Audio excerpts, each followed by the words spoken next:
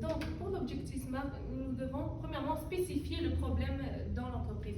C'est en fait, on recherche à améliorer la formation de tous les employés afin qu'ils aient au moins une connaissance de base. Ensuite, pour mesurer si les connaissances ont été acquises, nous allons évaluer grâce à des quiz qu'on va compiler tous les résultats ensemble afin que ça nous donne en fait un résultat. Et ce qu'on désire avoir de ambitieux, ça serait que chaque résultat soit de 90%.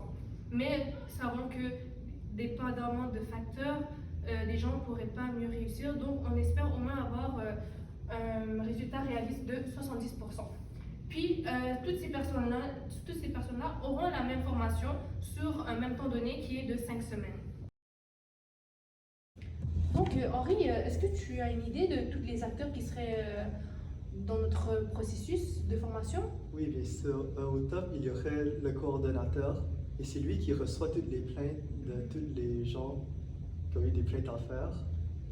Puis, Moi, je pense que ça serait direct ou indirect, la manière dont il serait affecté. c'est vrai que ce soit plus indirect. Indirect, Ouais. ouais. Mais pourquoi ça serait plus indirect? Je trouve que quand même ils sont directs, non? Chacun ils coordonnent et tout, donc qu'est-ce qui fait qu'ils sont indirects? Parce qu'ils reçoivent les plaintes, mais ils ne sont pas directement affectés.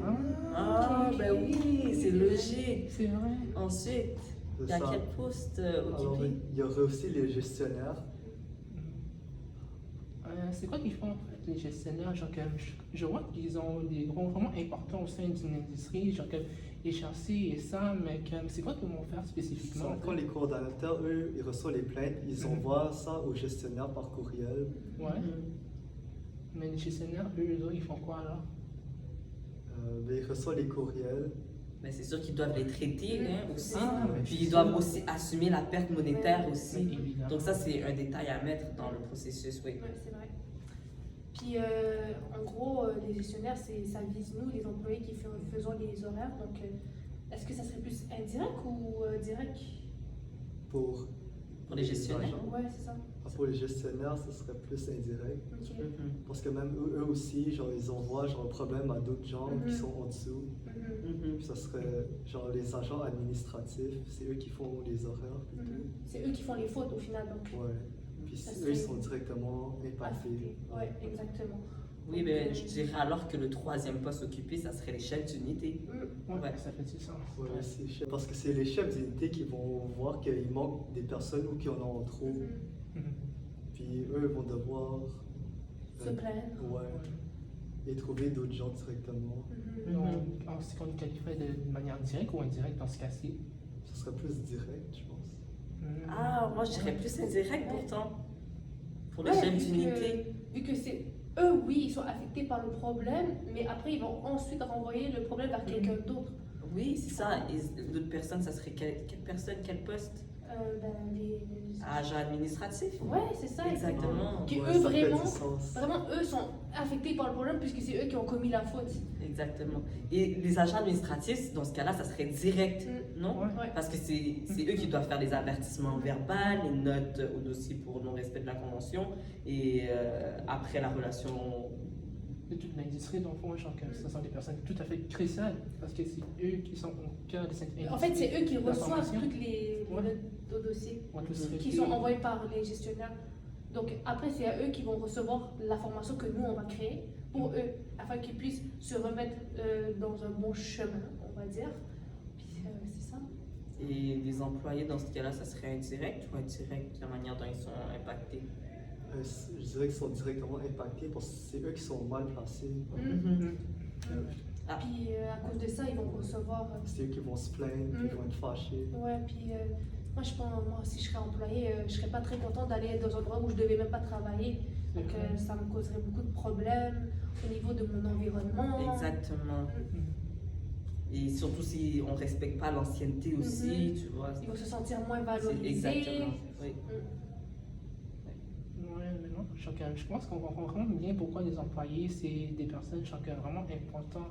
À quel point ils sont directs, mais est-ce qu'ils affectent tous les autres positionnements à cause d'un problème qu'on a mal fait pour les employés? Tout le monde doit être concerné pour tout réajuster. Ouais, exactement. Genre, vraiment, il faut faire quelque chose. Donc c'est important de régler le problème à la source même, Mhm. chez nous, les employés, les agents administratifs qui doivent arrêter de faire des erreurs qui peuvent être corrigées à 100%. Donc, Ouais. on doit comprendre nos fonctions au bout du compte. C'est ça l'important. Exactement, oui.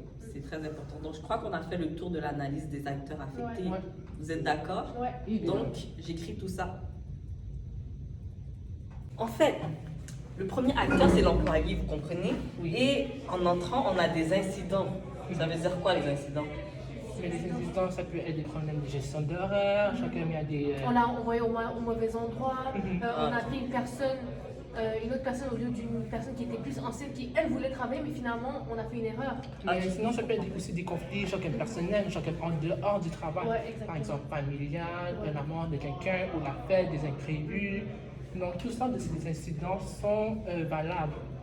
Donc, en fait, qu'est-ce que ça apporte ces incidents-là? Ben, en fait, ils vont envoyer des plaintes dans le bureau aux gestionnaires qui, eux, vont s'en occuper. Ok, et comme extra, on aura une plainte. Ouais. Puis ensuite, le client, ben, la personne qui va recevoir ça, ça va être le gestionnaire, qui va être notre second acteur. Donc, le gestionnaire va avoir comme intrant la plainte, Ouais. qui était Puis, l'extra à d'avant. partir de là, il va analyser la plainte. Chacun son but écrit ça, parce qu'à travers le récit de la plainte, il va analyser le problème, il va essayer de comprendre, il va chercher des démarches qu'il faut entreprendre dans le but de le résoudre. Ouais, Donc, exactement, c'est pour ça, qu'ils chacun- les avoir, ce Ouais. problème au final. Donc, c'est ça qui va créer des courriels, des notes de dossiers aux employés. Il y aura également des avertissements qui seront sortis. Ben, on va commencer par privilégier les avertissements parce que Mhm. tout le monde fait des erreurs dans la vie, Ouais. mais après, il y a toujours une marge d'amélioration. Donc, qu'est-ce qui pourrait aider les employés à s'améliorer? Mais évidemment, il faut mettre un plan d'action, n'est-ce pas? Mhm. C'est la solution qui est la plus optimale et la plus rationnelle qu'on peut trouver au sein d'une entreprise. Mais le problème, c'est que quel type de plan d'action est-ce qu'il faut faire? Non, il y a plusieurs. C'est là qui rentre en jeu notre guide de formation. Ah, évidemment. Mais pourquoi un guide de formation? Il y a quoi de si bon dans un guide qu'on Ben, parce devrait qu'au moins, choisir? quand on fait une erreur, ben, on est capable d'aller chercher l'information qu'on a besoin à l'aide de documents. Mhm. Et grâce à un annexe, on a juste à prendre le problème et à lire et enfin de comprendre ce qu'on a fait comme erreur et ensuite ne plus la reproduire au futur.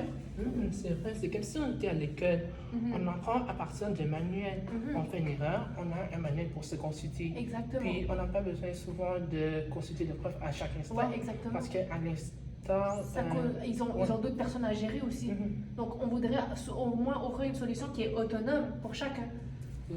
Ça fait du sens. Oui. Oui, à la suite de chacun du guide de formation avec le formateur et tout son carnet et les outils disponibles, c'est quoi l'importance que ça va permettre de donner chacun? C'est quoi que ça va générer comme bienfait? Ben, en fait, il n'y aura plus de source d'erreur. Ah oui, c'est vrai, chacun, à travers la formation, sûrement qu'on peut s'améliorer. Parce que c'est ça le but du formateur, il va donner la formation, puis ça nous permet d'acquérir des connaissances. Ouais, exactement. Ok, donc les connaissances, l'acquisition des connaissances de plus, ça va être l'extra. Ouais, Ouais, C'est ça. évidemment. Et la personne qui va pouvoir en bénéficier, justement, c'est l'agent administratif qui, lui, il est en évolution constante. Mhm. Il va toujours faire un suivi, il va s'assurer est-ce que le formateur il fait bien la formation, mais aussi est-ce que la formation est bien inscrite aux Oui, autres. exactement. Donc, oui, mais après tout, chacun fait la formation, mais on doit avoir une manière de vérifier.